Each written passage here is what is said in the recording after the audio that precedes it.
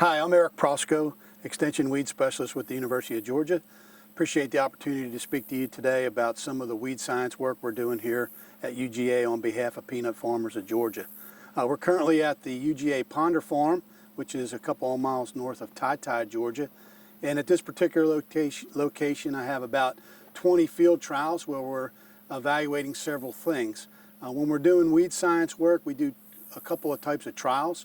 The first kind of trial that we do are what we call Weedy Trials, where we're actually looking at various weed control treatments and comparing current standards and trying to change or adapt our current recommendations to help do a better job or help our farmers do a better job of managing weeds. That's directly behind me. If you can see it in the picture, you'll notice where we have several plots that have a large number of weeds. Those are our untreated checks that we've done nothing to.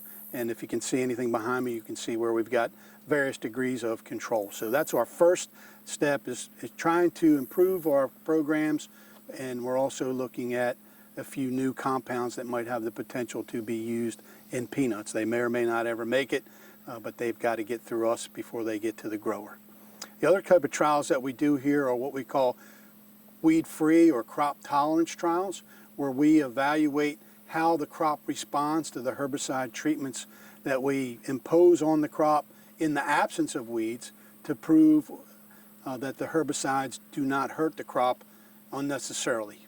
We may get various degrees of cosmetic injury, but in the end, if we haven't hurt yield, it doesn't really matter. So that's what we're trying to make sure, that when a grower uses a certain treatment, he can be assured that it's not hurting his crop as far as the herbicide goes. Where unfortunately, there are another type of trial that we do, are what I call what happens when we get things on peanuts that we shouldn't. And that happens occasionally. And so at this particular location, we've got at least 4 different products that we're evaluating the response of peanuts to in response to questions that we've had or problems that we've seen. We grow a lot of crops in Georgia, so it's not uncommon for things that might be applied to, say, pine trees might get on peanuts. And so what happens to the peanuts when things like that occur? So we're currently evaluating 4 or 5 different things that we wouldn't normally apply on peanuts, just to see what happens and whether the crop would really be hurt. In this particular plot, you'll notice there's a large number of weeds. This is what we call our untreated check or control plot. And then if we have a plot like this scattered out to test, we can compare the different treatments. And if you were to scan across the plot, you'll notice that there's a lot of plots that look way better than this, but this is just an example of the pressure that we have here at the UGA Ponder Farm. I'm pretty sure that most growers' fields aren't as bad as this, so when we get good treatments, we're really ensuring growers that if they follow our recommendations, they have a good chance of winding up with relatively weed-free yields.